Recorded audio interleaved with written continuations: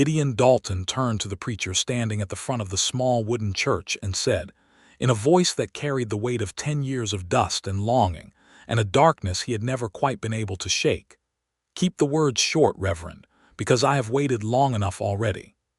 The preacher, a narrow man named Elias Webb who had been conducting ceremonies in Redemption Creek, Texas since 1874, blinked once behind his wire-rimmed spectacles. He looked from Gideon to the woman standing beside him, and what he saw in both their faces made him close his prepared sermon notes without reading a single line. He had known Gideon Dalton for 6 years. He had watched this man bury a wife. He had watched this man nearly lose his ranch to a secret conspiracy he had uncovered alone and at great personal cost. He had watched this man go 3 winters without once allowing himself to smile in public. And now here stood Gideon, all 41 years of him, broad-shouldered and leather-dark from the sun, with a scar along his left jaw that told its own story, and eyes the color of a storm coming in from the west, and those eyes were fixed on Catherine Talbot with an intensity that made the whole small congregation hold its breath in unison. Catherine Talbot, 32 years old, stood at his left side with her chin lifted, and her dark auburn hair pinned beneath a simple cream-colored hat she had borrowed from the seamstress in town. She was not trembling. She had survived too much to tremble at a ceremony. But her hands, wrapped loosely around a small bouquet of prairie wildflowers that Gideon himself had cut that morning before dawn, were gripping those stems with a force that said everything her composed face refused to say. There was a secret sitting in this church like a third person between them, a secret that could still destroy everything. Because 3 weeks ago, Catherine Talbot had been engaged to another man. And that man had not simply stepped aside. Reverend Webb cleared his throat, understood exactly what Gideon's instruction meant, and opened to a short passage. But before he could read it, the church door swung open, and everything that had been building for 11 months came crashing down into the space between one heartbeat and the next. To understand how Gideon Dalton and Catherine Talbot came to stand at that altar with a secret threatening to tear them apart, you have to go back to the autumn of 1882, to the day a wagon broke down 3 miles outside Redemption Creek, and a woman with dark auburn hair and absolutely no patience for being helpless started fixing it herself. Gideon had been riding the fence line of his south pasture, checking posts after a week of heavy rain had softened the ground and made the wire sag in 3 different places. He was not looking for anything except a quiet afternoon of solitary work, which was the only kind of afternoon he had sought for the past 4 years since his wife, Margaret, had died of fever in the summer of 1878. He saw the wagon first. It listed badly to the right, sitting on a flat rear wheel with the wheel's iron rim cracked clean through. Then he saw the woman crouched in the mud beside it with a tool she had clearly taken from the wagon storage box, trying to work the wheel pin free with her bare hands wrapped in a length of cloth she had torn from what appeared to be the hem of her traveling skirt. Gideon pulled his horse to a stop and looked at her for a moment before he spoke. She did not look up when he approached. She knew someone was there. She said, without pausing in her work, "I do not need rescuing. I need a proper lever and someone to hold the axle while I work the pin." "That pin has probably rusted in," Gideon said. She did look up then. Brown eyes, deep and sharp, and a face that had clearly been traveling for a long time because there was road dust along her cheekbones and a tiredness around her eyes that spoke of more than one sleepless night on a coach. But her expression was not weak. It was the expression of a woman who had learned that showing weakness got you nowhere in a world that was already stacked against you. "Can you hold the axle?" she said. He dismounted. He held the axle. She worked the pin free inside of 4 minutes. "You have done that before," he said. "My father was a wheelwright in Missouri," she said. "Before he died, before I had to come west." She stood and brushed the worst of the mud from her skirt with brisk, efficient strokes. "I am Catherine Talbot. I am going to Redemption Creek to take a position as a schoolteacher." "Gideon Dalton," he said. "I own the Double D Ranch, 3 miles north. I will ride escort to the creek if you like." She looked at him with those sharp brown eyes and seemed to be making some rapid calculation. "I would appreciate that," she said finally, and the way she said it, as if accepting help was something she had trained herself to allow only when it was genuinely practical, told him something important about who she was. They rode into Redemption Creek together that afternoon, she in the repaired wagon and he alongside on his big gray horse, and they barely spoke another 20 words to each other the whole way. But Gideon found that the silence between them was not uncomfortable. It had a texture to it, like good wool, something that kept out the cold. He helped her down from the wagon outside the boarding house on Main Street. She thanked him with a firm handshake which surprised him and disappeared inside. He sat on his horse for a moment longer than he needed to, before turning back toward the Double D. Redemption Creek was a town of about 350 souls in the fall of 1882, sitting in the dry rolling hill country of West Texas about 40 miles from the nearest rail station. It had a general store, a saloon called the Dusty Crown, a bank, a blacksmith, a doctor who was often drunk before noon, a seamstress, a small church, and now a school that had been without a teacher for 7 months after the previous one had married a cattle buyer and moved to San Antonio. The school board had placed an advertisement in newspapers as far east as St. Louis, looking for a qualified teacher willing to come west. Catherine Talbot had answered that advertisement, packed what she owned into a single trunk and a carpet bag, and come. She was good at the work. Gideon heard this from almost everyone who had children in the school within the first 2 weeks of her arrival. She was firm, she was fair, she expected effort, and she had a way of making children feel that their minds were the most interesting things in the room. The children, most of whom had grown up in a place where formal education was something that came second or third after feeding the cattle and mending the fence, responded to her with something close to worship. Gideon heard all of this secondhand because he had no children in the school. He had no children at all. He had a ranch that ran 800 head of cattle, 3 full-time ranch hands, a cook named Rosario who had been with him since the beginning, and a house that was too big for one man and too quiet after the sun went down. He told himself he was not thinking about Catherine Talbot. He was a poor liar. The first time he saw her again, after the wagon incident, was at the Harvest Social that the town held every October in the open field behind the general store. There was fiddle music and food, and most of the town turned out because in Redemption Creek, any reason to gather was a good reason. Gideon went because Rosario told him he was turning into a stone, and stones did not make good company, and because his ranch hand, a young man of 23 named Joel Fitch who was perpetually enthusiastic about social events, had looked at him with such naked hope that refusing had seemed cruel. Catherine was standing near the food table talking to the widow Hargrove, who ran the boarding house, and she was laughing at something the widow had said, and the sound of it, low and genuine and a little surprised, as if she had not expected to laugh, reached Gideon across the noise of the fiddle and the crowd, and did something to the carefully maintained quiet inside his chest. He got himself a cup of cider and stood in the general vicinity for a while, feeling foolish. She came to him. Not seeking him out exactly. She was moving through the crowd and their paths simply converged near the edge of the firelight, but she stopped when she recognized him and there was something in her expression, a brief flicker of something before she arranged it back into composure that he filed away carefully. "Mr. Dalton," she said. "Miss Talbot," he said, "how are you settling in?" "Better than I expected," she admitted. "The children are genuinely curious, which is the best thing a teacher can ask for. The town is kind. The boarding house is drafty, but the widow makes excellent biscuits, which compensates." He smiled at that, and she seemed to notice that he had smiled, and there was a beat of silence between them that was different from the silence on the road. This one had electricity in it. "Do you dance, Mr. Dalton?" she asked. "I used to," he said, "some time ago." "That is a non-answer." "I suppose it is."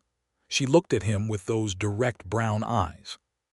I ask because I have been standing here for an hour and every man who has approached me either wants to know if I cook as well as I teach or wants to tell me about his property, and I find both lines of conversation exhausting. I thought you might be different. I will try not to discuss my property, he said. She smiled then, small and real, and he felt it like the first warmth after a long winter. They did not dance, but they talked for 2 hours at the edge of that social, and Gideon learned things.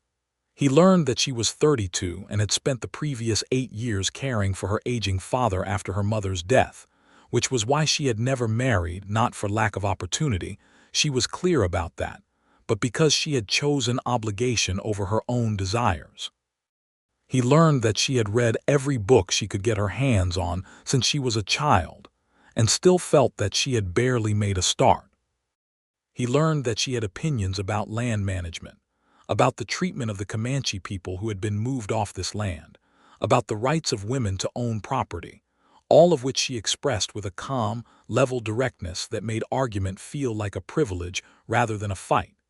He told her some things too, that the ranch had been his father's and his grandfather's before that he had a scar on his jaw from a fence wire accident when he was 22 that still ached when rain was coming, that his wife had been a good woman who deserved a longer life. He did not tell her about the darkness, not that night.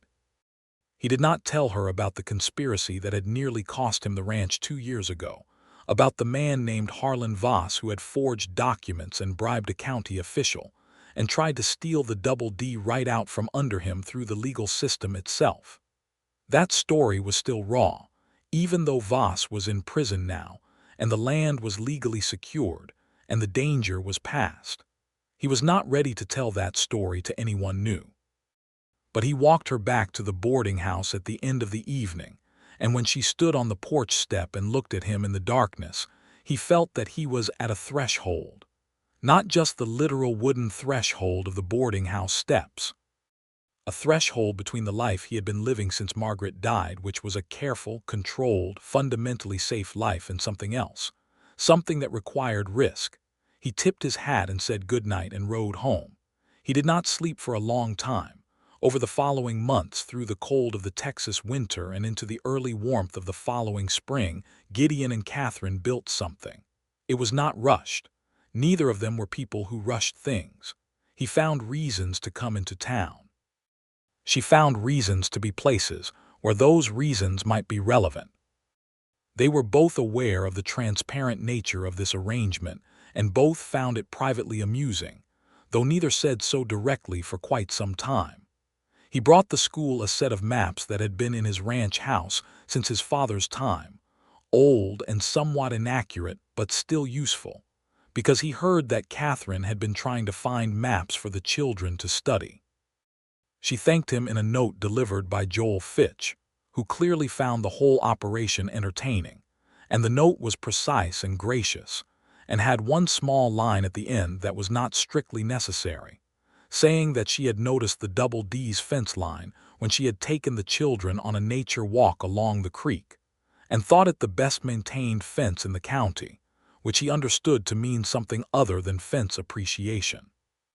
He invited her to Sunday dinner at the ranch in February, a properly chaperoned occasion with Rosario present and Joel and the other two hands, a weathered man of 48 named Carson who rarely spoke, and a younger man named Sam Reeves who spoke too much.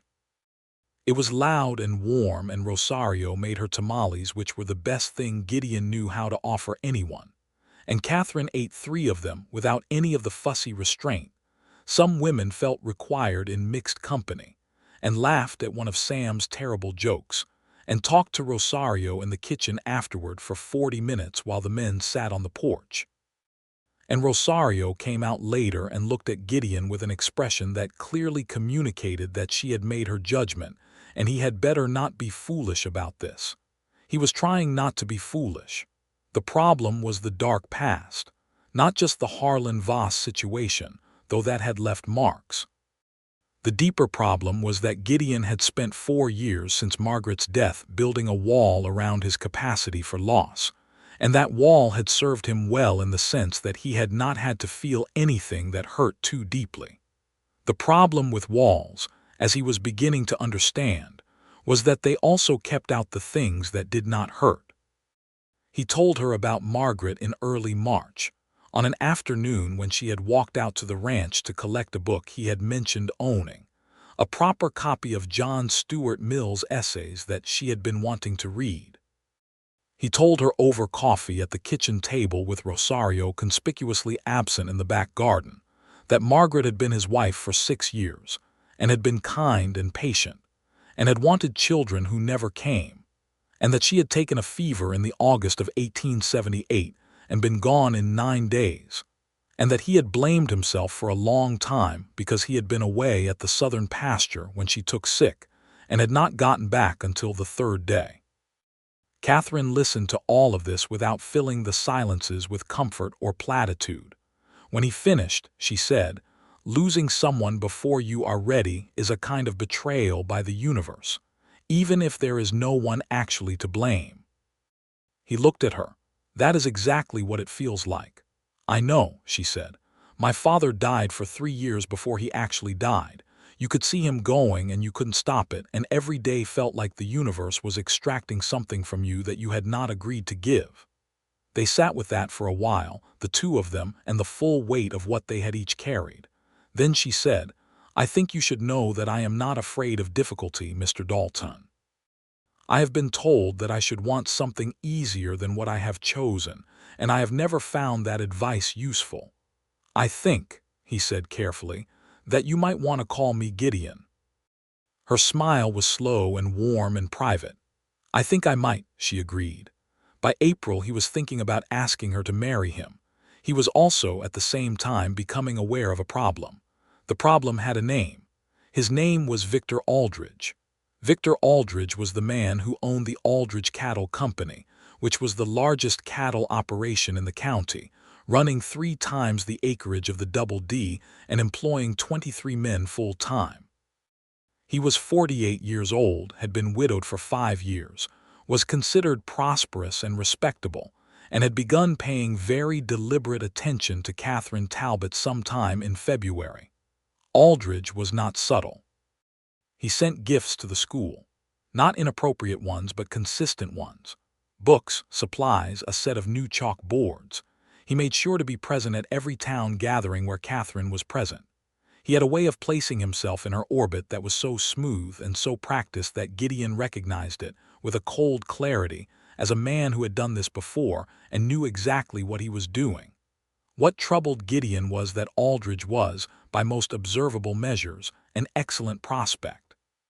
He was established, wealthy by frontier standards, known to treat his employees fairly, and outwardly charming. Gideon could not point to anything genuinely wrong with Victor Aldridge.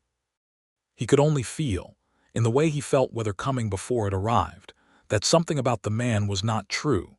He said nothing. He had no right to say anything yet, and he was aware of that. He began to move with more intention. In late April, he asked Catherine to ride out with him to see the section of the Double D where the creek bent south and the cottonwood trees made a cathedral of shade over the water, a place he had always considered the most beautiful part of his land. He had told almost no one about this place. It was the place where he went when things were bad, and he needed to remember why any of it mattered. She stood at the water's edge in the golden afternoon light with her boots in the grass and her hat pushed back on her head and said quietly, "Gideon, this is extraordinary. I have been bringing you here in my mind for a long time," he said. She turned to look at him, the direct, clear look that she used when something mattered. "I want to ask you something," he said, "and I want you to know that I am not asking out of any hidden motive or any calculation. I am asking because every single morning for the past 5 months I have woken up and the first thought in my head has been you, and that has not happened to me since before Margaret, and I do not take it lightly. What are you asking?" She said, "Whether you would consider becoming my wife." She looked at the water for a long moment. A creek bird called somewhere in the cottonwoods. The late afternoon light lay gold on everything. "Victor Aldridge asked me that same question 2 weeks ago," she said, Gideon went very still. "I want you to know that," she said, "because I do not want there to be secrets between us, and I think you may have already suspected something of the kind." "I had," he said. His voice was steady. "I told him I needed time to think," she said. "I told him that because I was not ready to tell him no at that moment, even though I was already quite sure that the answer was no." She looked at him then fully and directly. "I wanted to hear what you were going to say first, and now that you have heard it, my answer to you is yes," she said, "without reservation." He crossed the distance between them in 2 steps and took her hands in his, and she looked up at him with those dark eyes full of something that had been waiting to be spoken for months, and he held her hands for a long, quiet moment before he pulled her gently toward him, and she came without hesitation, her forehead against his shoulder, and he stood with his arms around her in that cottonwood cathedral and felt, for the first time in 4 years, that the wall had come down. That should have been the beginning of happiness without complication. It was not. Victor Aldridge, when Catherine sent him a polite note informing him that she was unable to accept his proposal as she had accepted another, did not respond graciously. The first sign of trouble was small. It was a conversation that the town's banker, a man named Phelps, had with Gideon's ranch hand Carson, apparently in passing at the saloon, in which Phelps mentioned that there had been some question raised about the boundary deed for the Double D's north pasture. Nothing formal, just a question. The kind of question that, if left alone, tended to grow.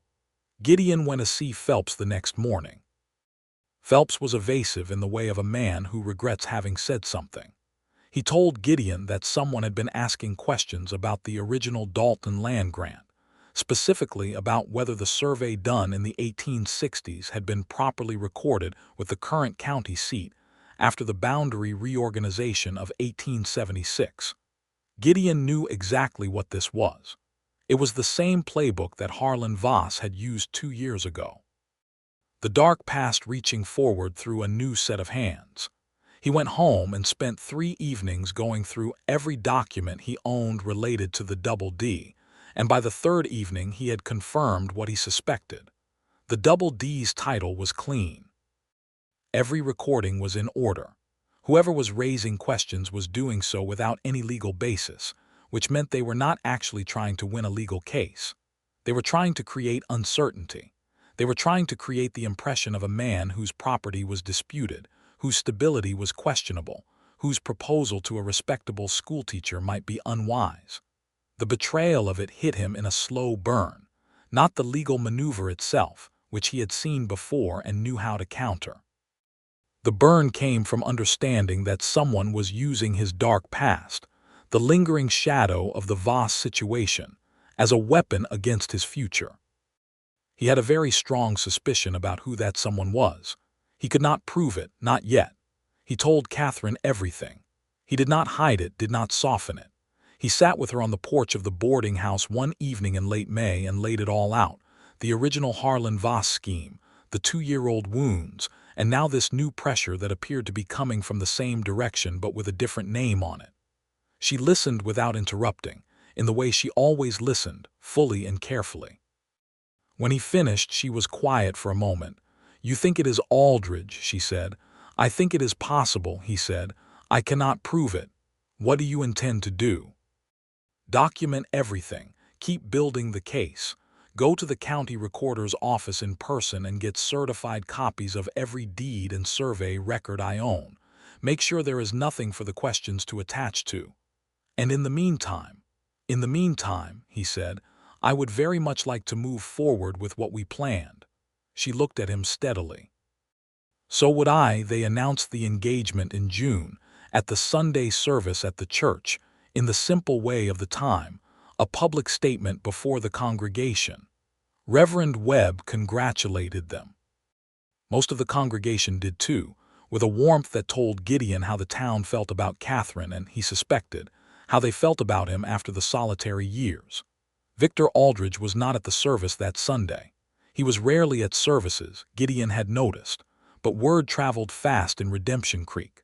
The response came 3 days later, and it was worse than Gideon had anticipated.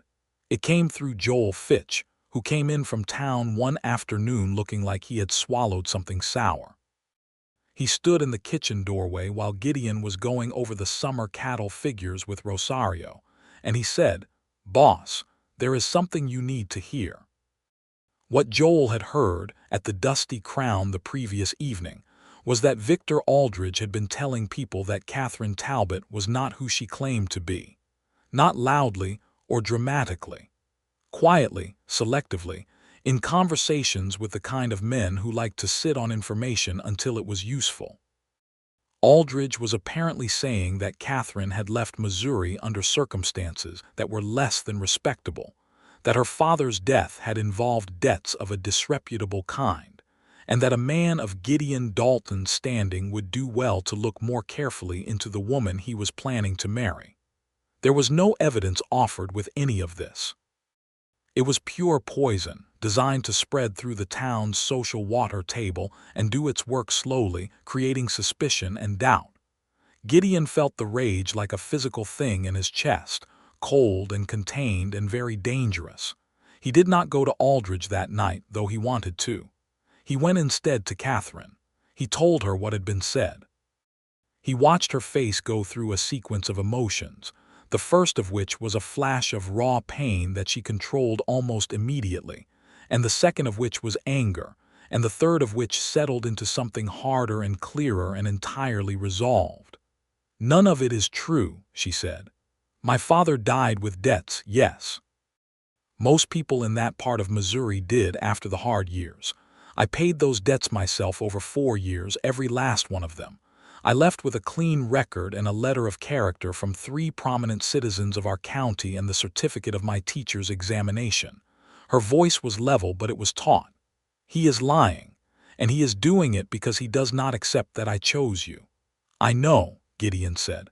"What do we do?" "We get your letters and your certificate and we make them visible," he said. "We make sure Reverend Webb knows the truth. We make sure the school board knows the truth. We take away the soil that the lie needs to grow in." "And Aldridge himself?" Gideon looked at her. "I intend to speak to him directly, man to man, and I intend to make certain he understands that this ends now. Gideon." She reached across and took his hand with both of hers, the grip firm and deliberate. "Do not do anything that gives him ammunition." "I won't," he said. He was not entirely sure that was a promise he could keep, but he was going to try. The meeting with Victor Aldridge happened on a Tuesday morning in early July at Aldridge's ranch headquarters about 4 miles east of town. Gideon rode out alone, which was a choice he made deliberately, because arriving with men behind him would suggest he needed them, and he did not. Aldridge's ranch was the kind of place that told you exactly who the man wanted you to think he was. The main house was large and well-maintained. The corrals were orderly. The hands moved with the precision of a military operation. There was money in every board and nail of it. Aldridge received him in a room he used as an office, behind a desk that had clearly been brought out from somewhere eastern and expensive. He was a tall man, lean going to wiry, with silver-gray hair and the kind of face that had once been handsome in a conventional way, and still carried the infrastructure of that handsomeness even as the years had changed it. He did not offer Gideon a seat. Gideon stood. "I know why you are here," Aldridge said. He sounded unsurprised. He sounded, if anything, faintly satisfied, which told Gideon something important about the kind of man he was dealing with. "Then I will be plain," Gideon said.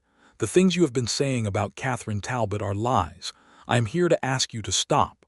Aldridge looked at him for a moment. "I have been sharing concerns with people I trust," he said. "A man is entitled to share his concerns." "A man is entitled to share concerns that are true," Gideon said. "You are sharing fabrications." "I know this because I know Catherine, and because I have seen her letters of character, which I will be very happy to make available to anyone in this town who would like to see them." Aldridge's expression shifted slightly. Not much, but enough. He had not counted on the letters being on hand.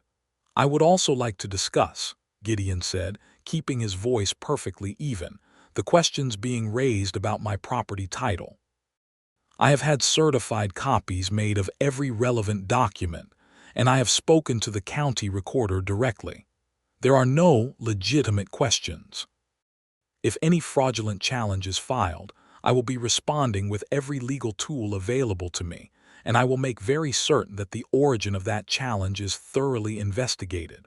A longer silence. Aldridge stood from his chair, which was designed to be an imposing move, and it might have worked on someone else. "You seem very confident, Dalton," he said. "I am confident," Gideon said, "because I have done nothing wrong. That gives a man a solid foundation." He turned and walked out without waiting for a response, because everything that needed to be said had been said, and waiting for Aldridge to have the last word would have given him something he had not earned. He rode back to town and went straight to the school, where Catherine was finishing the afternoon session. He waited in the yard until the children filed out, and when she came to the door and saw him standing there, she read his face in the way she had developed over these months and said, "Well, it is handled," he said, "for now. Did you keep your temper?" "Almost entirely." She looked at him for a moment, and then she laughed, that low, genuine, surprised laugh that had started this whole thing for him at the harvest social, and something in the tight knot he had been carrying since Joel's report at the kitchen door came loose. He took her hands. Right there in the schoolyard where anyone passing on the street could see them. "Catherine," he said, "I would like to marry you as soon as it can be arranged. I have been patient for as long as I know how to be patient." "Then let us stop waiting," she said. They set the date for the last Saturday of July, 3 weeks away. In those 3 weeks, something unexpected happened. The town rallied. It was the kind of thing that happened in small communities when they understood that one of their own was being threatened. The widow Hargrove mentioned to her network of acquaintances that she had seen Catherine's letters of character and found them impeccable. The school board chair, a farmer named Hewitt whose daughter Catherine had helped through a reading difficulty that had stumped 3 previous teachers, told people that he would vouch for Catherine Talbot against any man in the territory. Reverend Webb gave a Sunday sermon about bearing false witness that was, everyone agreed, unusually pointed for a man who was generally careful to keep his sermons general. Aldridge's rumors withered. They had needed silence and uncertainty to survive, and Redemption Creek was not giving them either. What Gideon had not anticipated was the second move. It came 5 days before the wedding, and it came not through rumors or legal maneuvers. It came through a letter. The letter was delivered to Catherine at the boarding house on a Monday morning. It was from a man named Doyle Hargrove, no relation to the widow, a property agent in San Antonio, and it informed Catherine that she was the beneficiary of her father's estate, which had been settled at last, and that the estate consisted of a modest but genuine property in Missouri that had finally cleared its liens, and was now hers outright to sell or keep as she chose. This was genuinely good news, and had nothing to do with Aldridge. The connection to the crisis came in a second, separate note delivered the same morning, not through the post but slipped under the boarding house door, unsigned. The note said, in block-printed letters, that a man in Redemption Creek knew about the Doyle Hargrove letter and intended to use it as proof that Catherine Talbot had hidden assets and hidden motives and had pursued Gideon Dalton with financial calculation, not genuine affection. Catherine read both pieces of correspondence and then sat very still for several minutes. Then she picked up her hat and walked to Gideon's ranch. She arrived at mid-morning and found him in the barn working with his horse, and she stood in the barn doorway and said, without preamble, "I need to tell you something, and I need you to hear all of it before you respond." He came to the door. He looked at her face. "Tell me," he said. She told him about the inheritance, all of it. She was entirely direct and entirely clear in the way she always was. The property in Missouri, the liens that had taken years to clear. The fact that she had not mentioned it earlier because she had not known whether it would materialize and she had not wanted it to become part of the question of them, had not wanted him to wonder whether money was any part of her calculation. "It isn't," she said. "I want you to know that absolutely. I have property of my own now, small but real. I chose you when I had nothing, and I would choose you exactly the same way now that I have something. And those two facts together should tell you everything about what this is for me." Gideon had been listening very carefully to all of it, in the way he listened to things that mattered, which was to say with his full attention and his face open rather than guarded. When she finished, he said, "I know that. You know it, Catherine," he said, with the patience of a man who had been paying very close attention for 11 months. "I have watched you turn down comfort for honesty on at least a dozen occasions. I know who you are. The money is yours, and it has nothing to do with why you said yes to me, and nothing to do with why I asked." She looked at him for a long moment, and then something in her face, some final bit of the fortress she had built around herself, came down. "Someone is going to try to use it," she said. "They sent a note." "I know," he said. "And we are going to be married on Saturday, and there is nothing left for anyone to use, because the people of this town know you by now, and what they know is worth more than any unsigned note." She stepped forward, and he put his arms around her, and she pressed her face against his chest for a moment, and he felt her breathe. One long, deliberate breath in and out, the kind of breath that meant she was letting something go. "Saturday," she agreed. The 4 remaining days were quiet on the surface and quietly tense beneath it.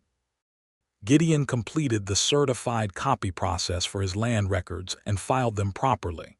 He also, on the advice of a lawyer he wrote to in the county seat, had Catherine's letters and her teacher's certificate and the new documentation from Missouri all formally notarized and kept copies in 2 different locations. He was taking no more chances. Rosario, meanwhile, had entered the full planning mode of a woman who had been waiting for this occasion since February and was not going to let it be anything less than exactly right. She organized the reception dinner that would happen at the ranch after the ceremony with the thoroughness of a military campaign. She recruited 3 other women from town. She made Gideon's good jacket clean and pressed it twice.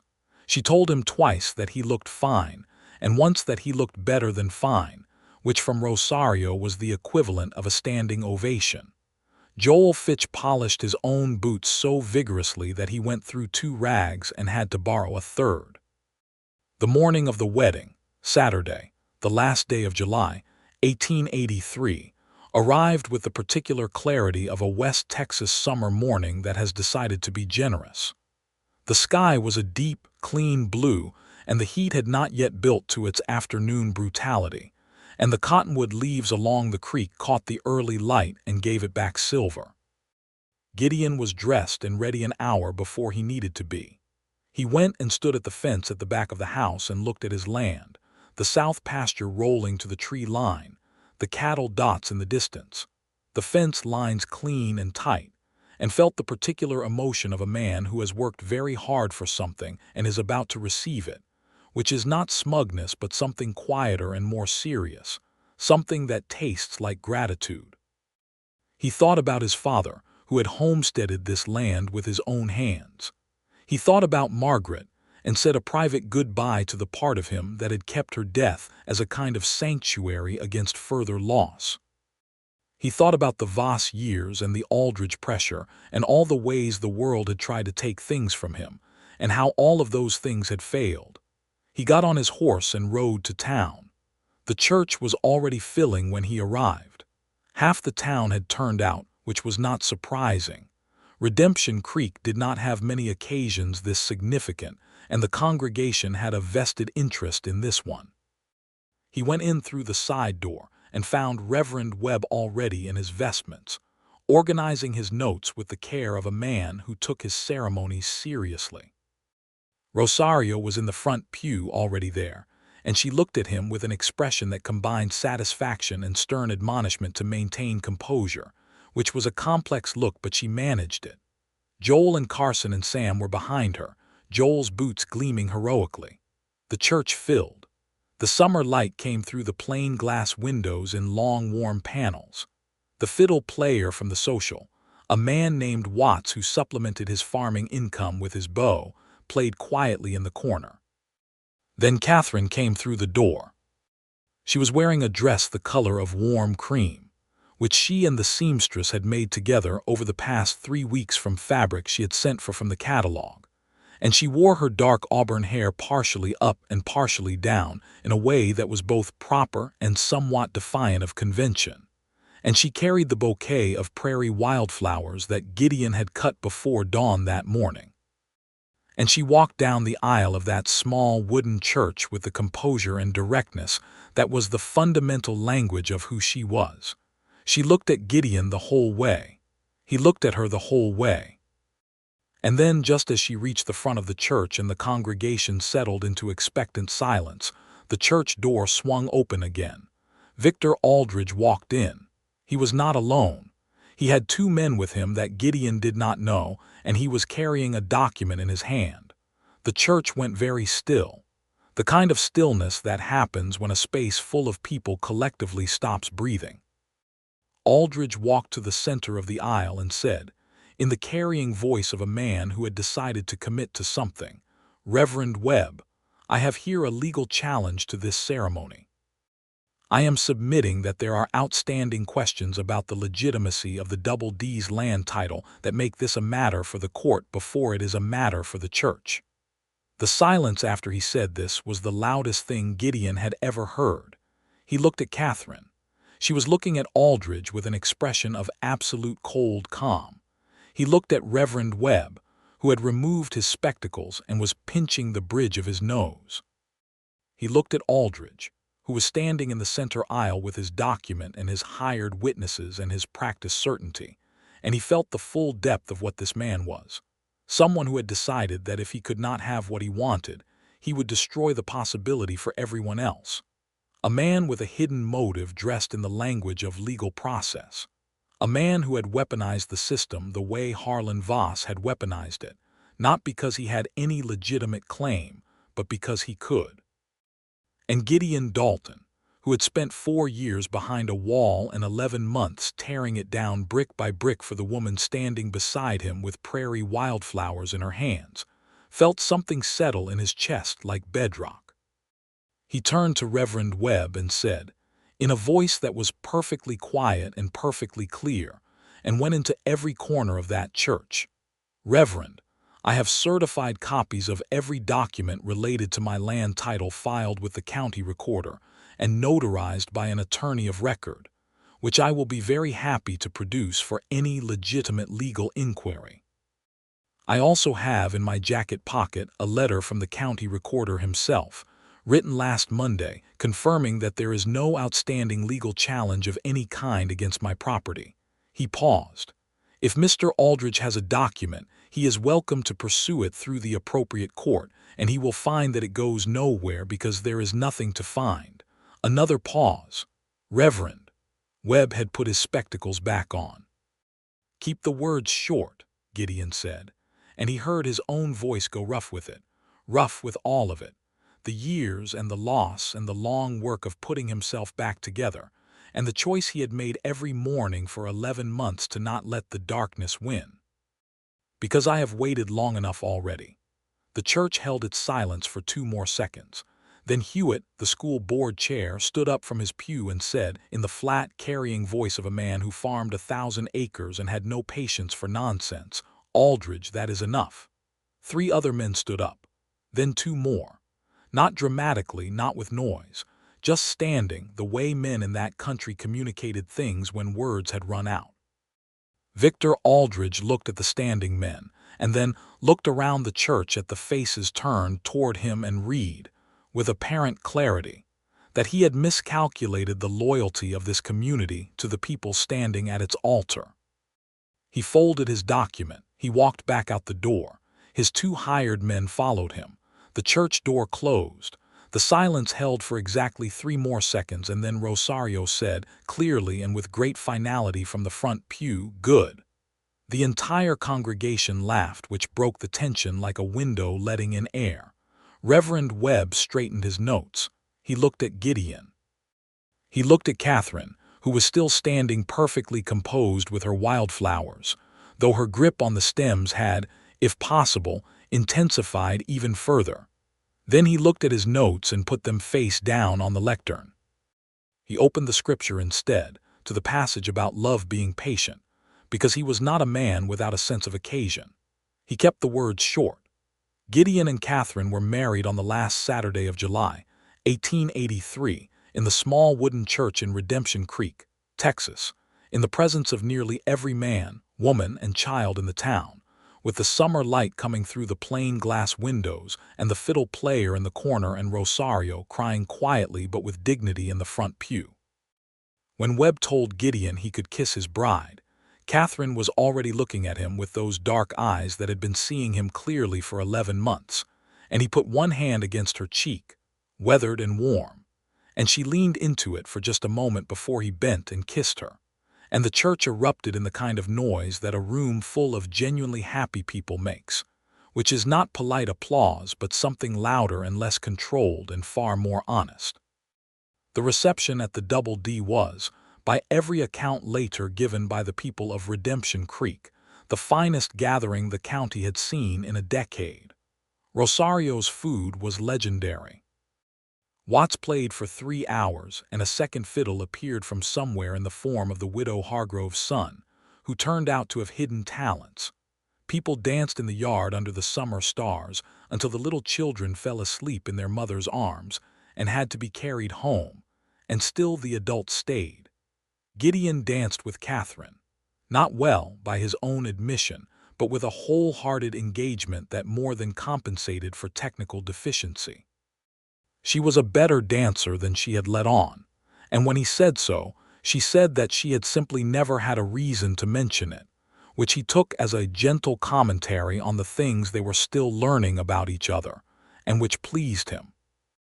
At some point in the late evening, they stood apart from the others for a few minutes at the edge of the lamplight, looking at the ranch house and the stars and the cattle shifting in the dark distance, and she put her head against his shoulder, and he put his arm around her, and they stood there in a silence that was rich with everything they had been through to get here. "Do you know what I thought," she said, "when Aldridge walked into that church?" "Tell me." "I thought he has underestimated every single person in this room, and then I thought so he has already lost." Gideon looked down at her. "You were not frightened." "Of course I was frightened," she said, "but being frightened of something and being defeated by it are not the same thing. I learned that a long time ago." She tilted her head to look at him. "You knew exactly what you were doing when you spoke. I could hear it." "I have been thinking about what I would say if something went wrong," he admitted. "For about 4 days." She laughed quietly. "Practical man. I try."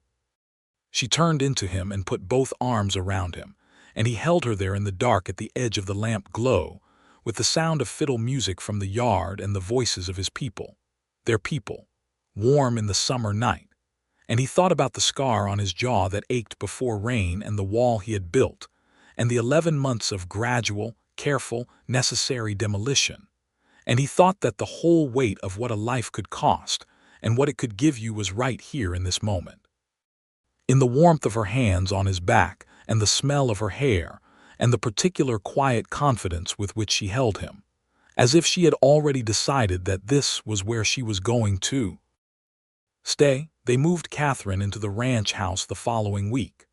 Her things from the boarding house were fewer than you might expect for a woman of her depth and intelligence: 1 trunk and 2 carpet bags, and a crate of books that strained the wagon's capacity, which told you everything about the choices she had made in her life and what she had prioritized. Rosario helped her settle in with the gracious authority of a woman who had been in this house longer than its owner, had been a widower and knew every corner of it. There was a brief and entirely civil negotiation about the kitchen that resulted in an arrangement that both women were satisfied with, which surprised everyone who expected conflict and surprised neither of the women involved. Catherine kept teaching. This had always been her intention, and Gideon had never questioned it. He had understood from the beginning that her work was part of who she was, not a placeholder for something better. The school board was pleased to retain her. The children were clearly relieved that marriage had not taken her away, which said something about what she had built with them in under a year. Life on the Double D found its new shape over the following months. It was a good shape.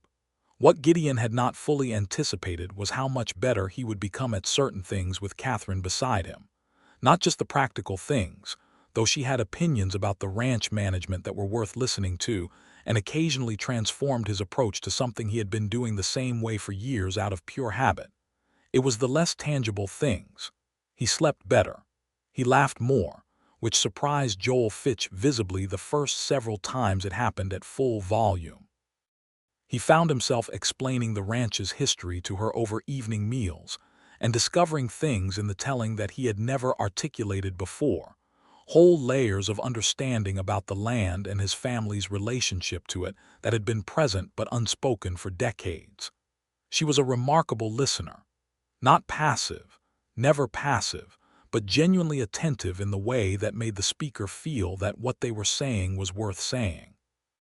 And she told him things in return, her own history, the details she had not felt safe to share early on, the hard years caring for her father while her own life went on hold, the loneliness of that time, the books that had saved her, the anger she had felt sometimes and made herself work through, because anger without direction was just suffering with extra steps. He learned her.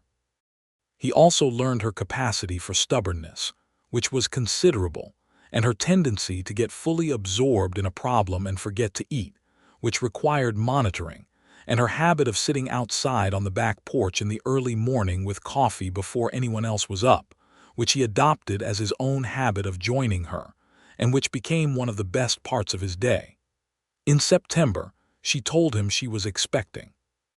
He was standing at the kitchen table when she told him, looking over the fall cattle accounts, and she came and sat across from him and said it directly, in the way she said all important things, watching his face.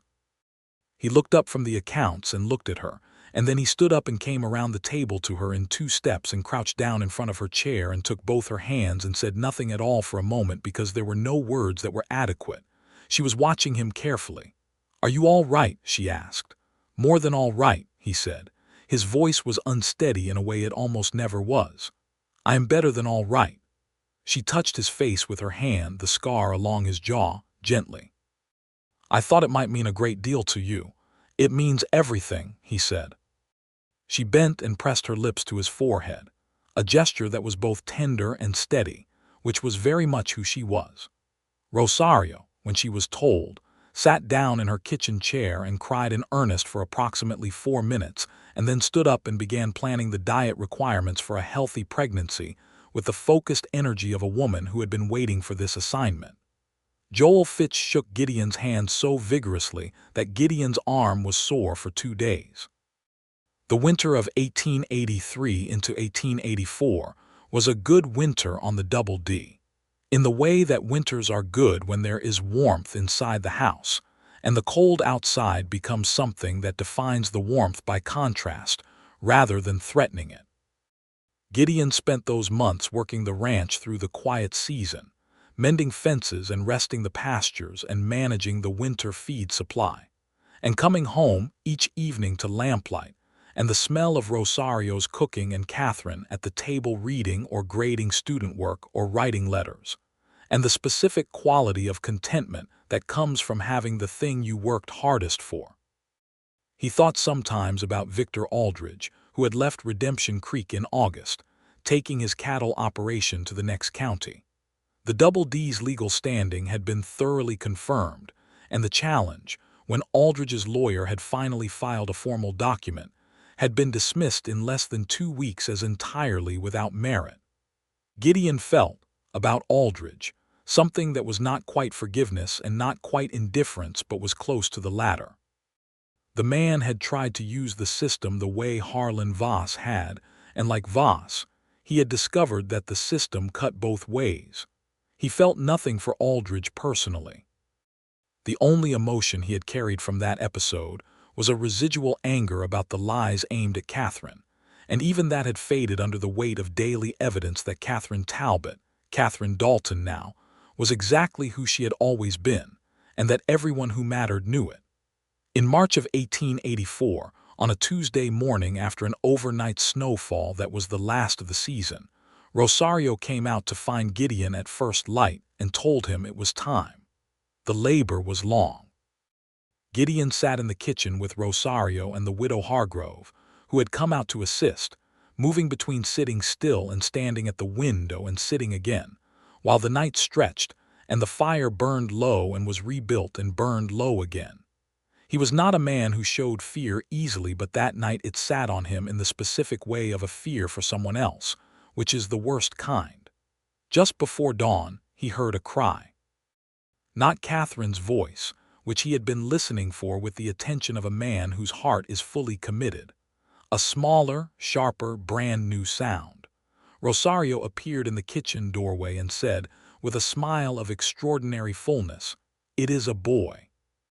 "They are both well." He had to stand for a moment with his hand on the kitchen doorframe before he could move.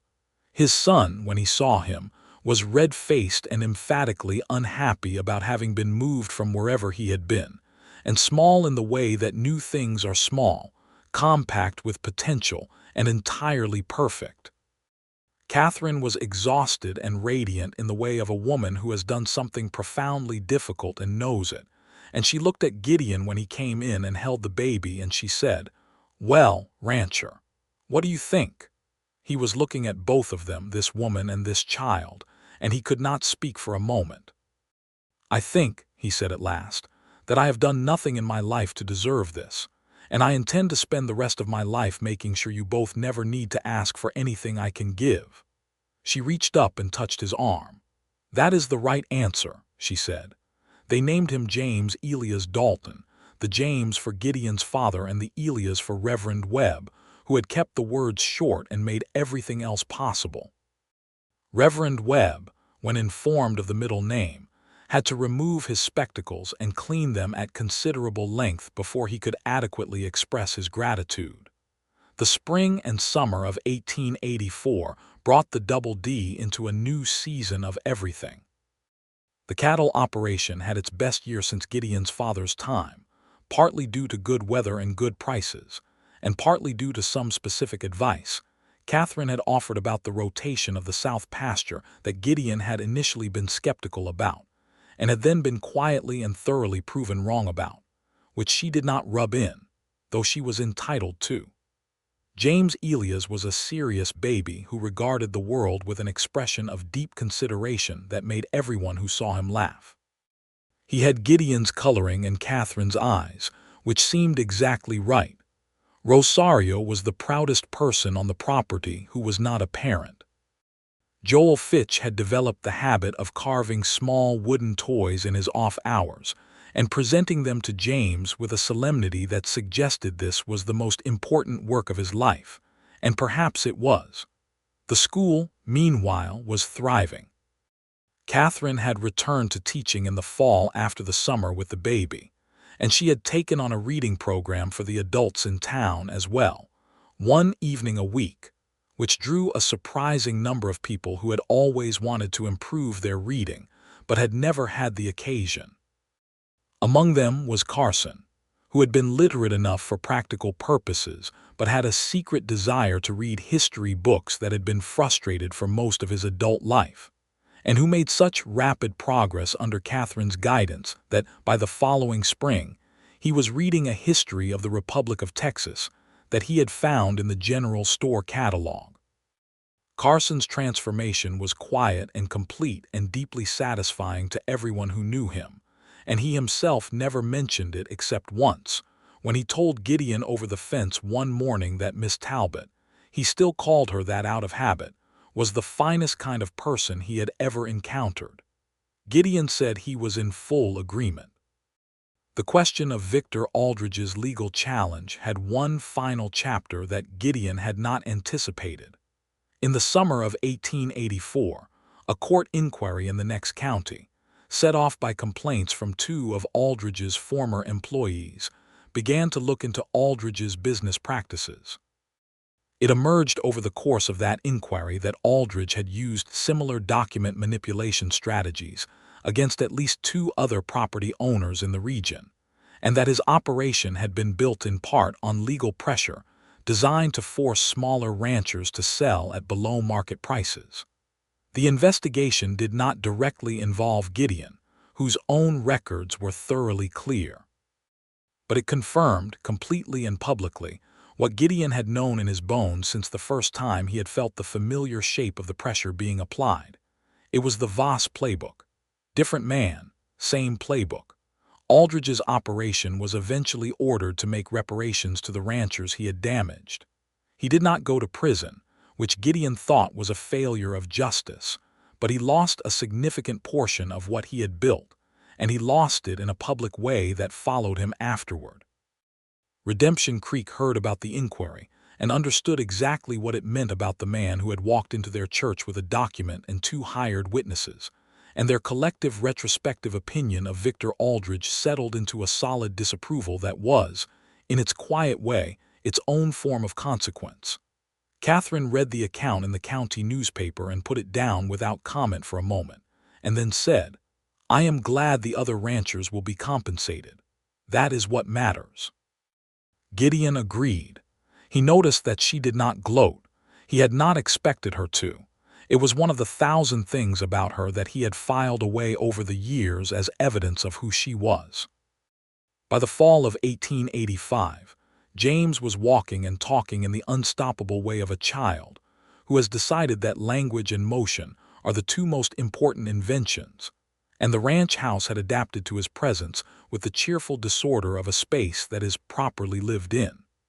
Gideon had expanded the South Pasture operation, adding 60 new head and a second water line, and the Double D was the most profitable it had been since his grandfather's time. He had also hired a 4th hand, a young man of 22 named Eduardo Vargas, who had come up from the South with excellent skills and an easy manner, and who fit into the rhythm of the ranch within a week as though he had always been there. Life had a fullness to it that Gideon, 4 years earlier, would not have known how to imagine. He sat on the back porch one October morning with his coffee and Catherine beside him in her chair, James asleep inside with the early dawn quiet still holding, and the cottonwood trees along the creek golden in the autumn light, and the cattle moving in the far pasture like a slow tide, and he thought about the word weathered, which people sometimes used about him. He had heard it, how they called him the weathered rancher, meaning the years and the difficulty, and the lines on his face, and the deliberateness of everything he said and did. He had spent years thinking of the weathering as a kind of damage, a record of what had been taken. He understood now that it was something else.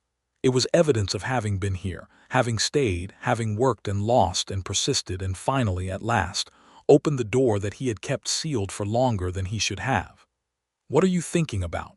Catherine asked, without looking up from the book she was reading, which was her way. She always knew when he was in a certain kind of thought. "The word weathered," he said. She looked up then. And I think it is a better word than I used to think," he said. She considered this. "It means you are still standing," she said. After everything, he agreed. She reached across and put her hand over his on the arm of the chair, in the easy, habitual way of people who have been touching each other for years and have stopped needing an occasion for it. They sat together in the October morning light with the cottonwoods gold and the cattle distant and the sleeping child inside, and the silence between them was the richest thing in the world. In the spring of 1886, Catherine told him she was expecting again. This second pregnancy was easier in some ways and harder in others.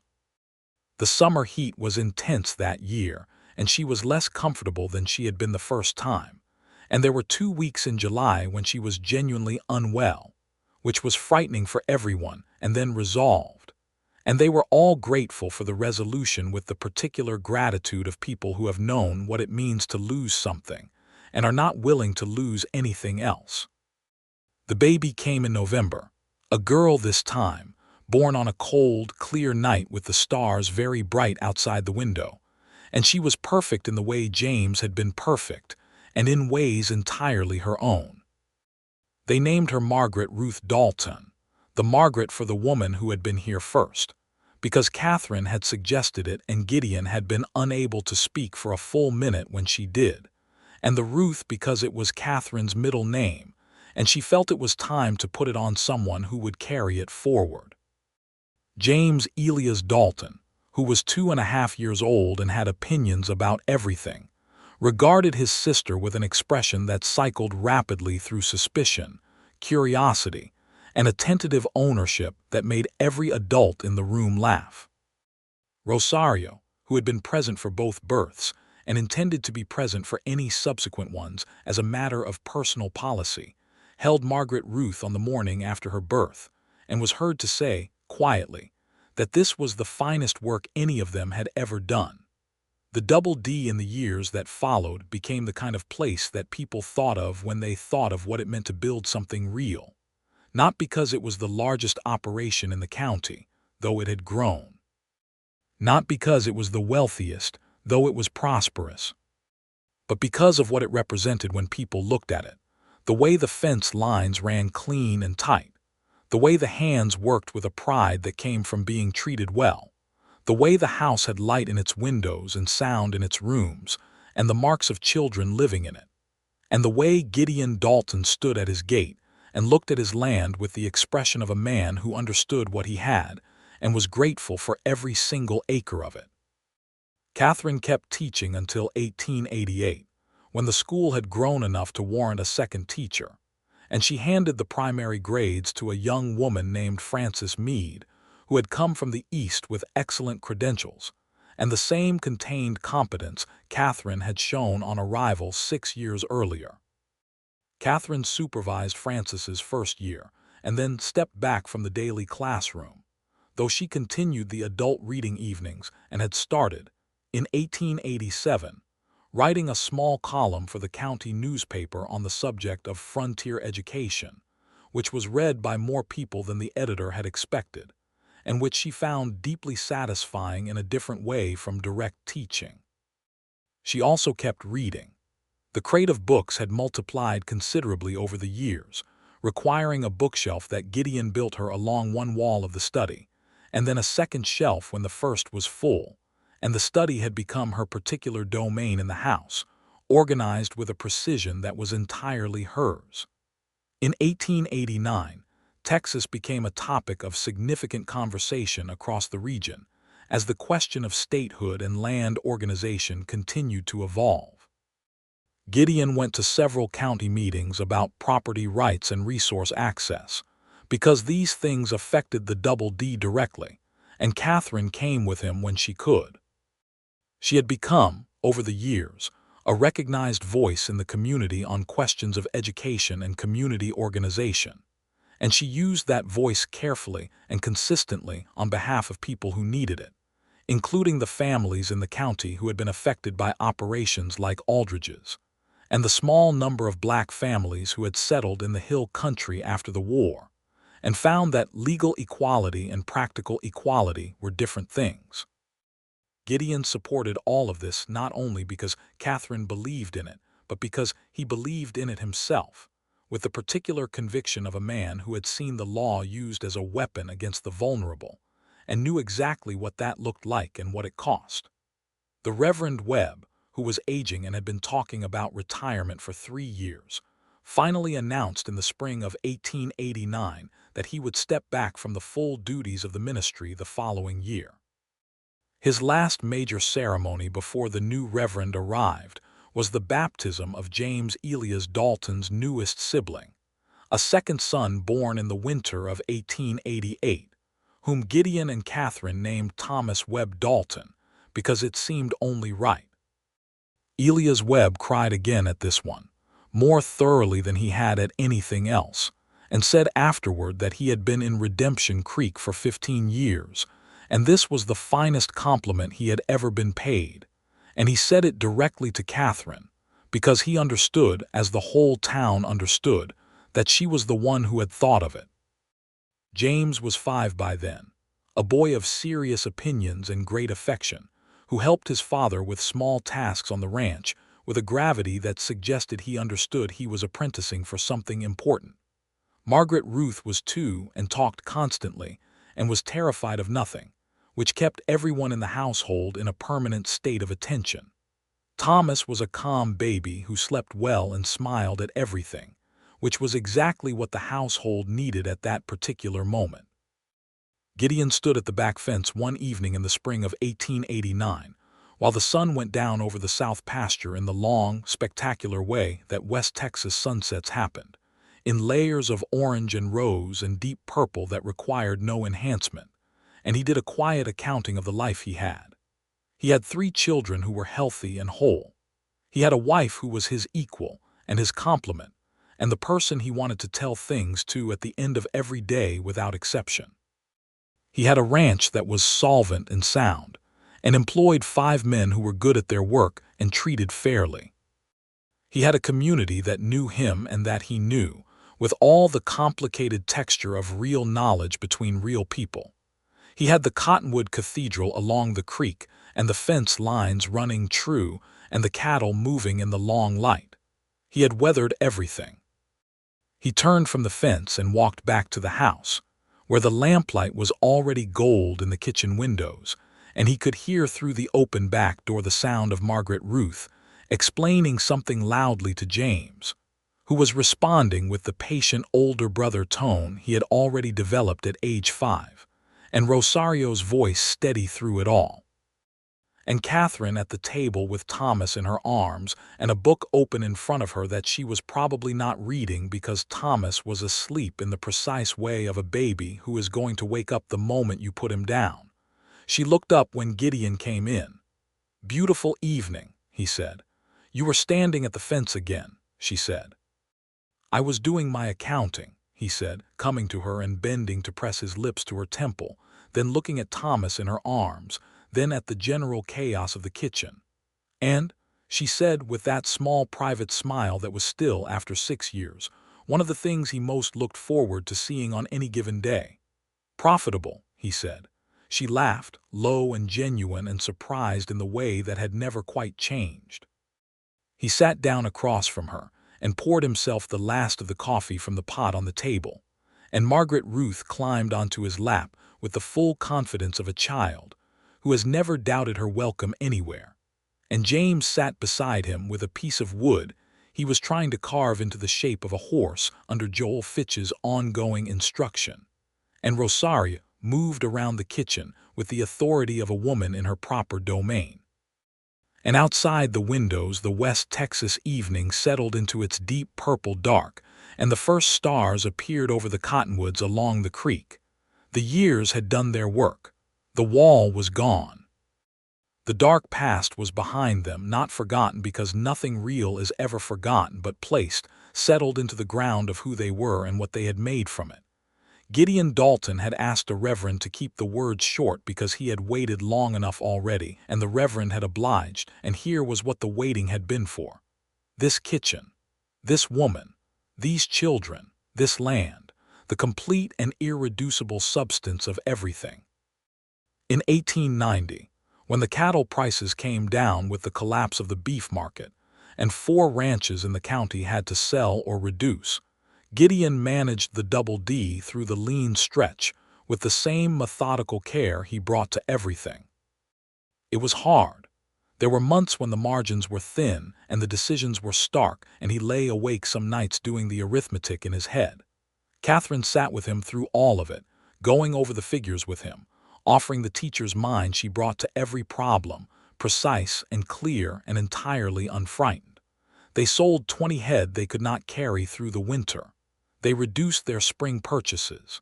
Gideon renegotiated the water rights agreement with the neighboring property to their advantage. They did not sell the land. They did not sell a single acre.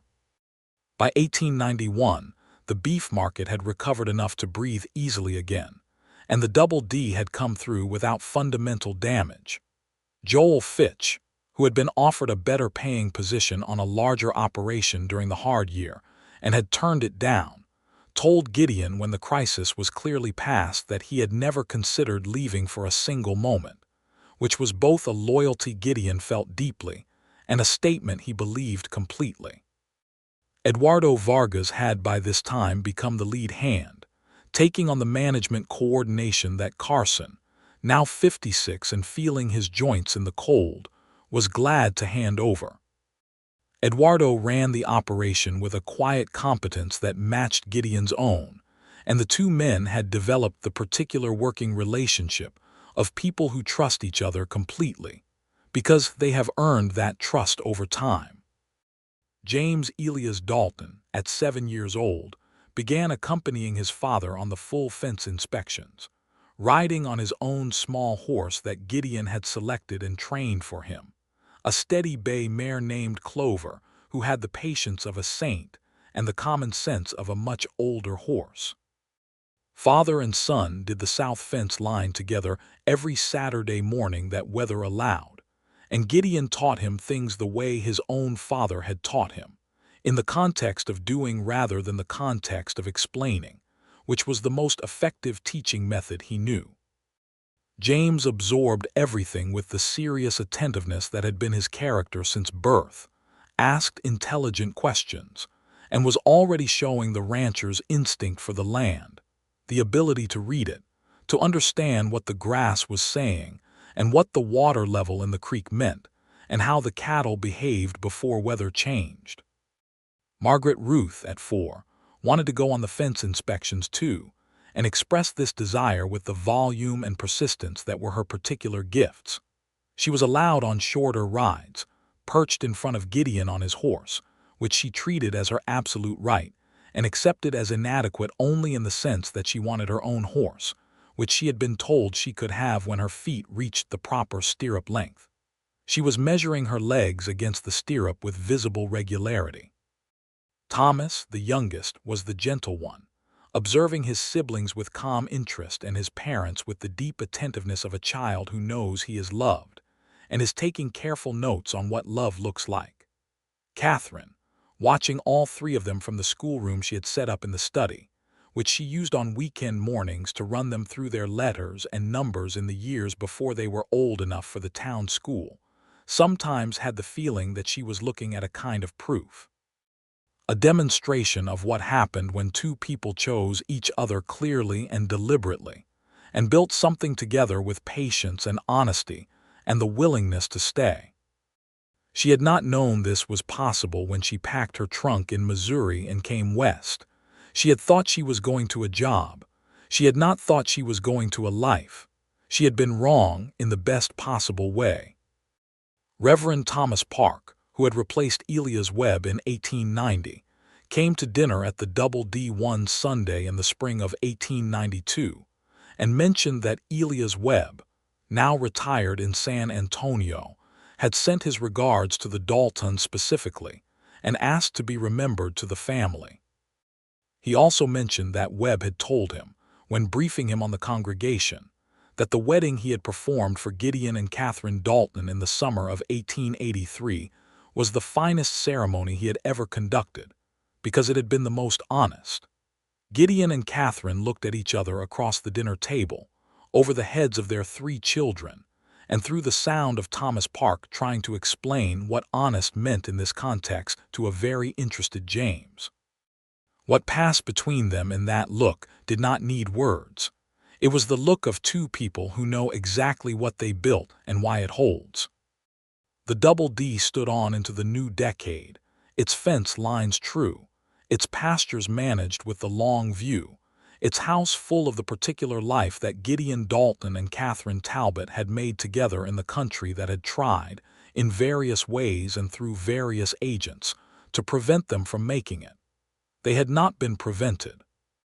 The rancher had waited long enough, and the waiting had been for exactly this, and it had been worth every day of the dark years and every test of the years between, and the whole of it, the whole long, weathered story of what it cost to love something and choose it and keep choosing it, was present in the gold of the evening light on the west wall of the house, and the sound of children's voices, and the way Catherine Dalton sat on the back porch in the early morning with her coffee, and looked at the land with the expression of a woman who knows she is exactly where she is supposed to be, which was, in the end, the only thing that needed to be said.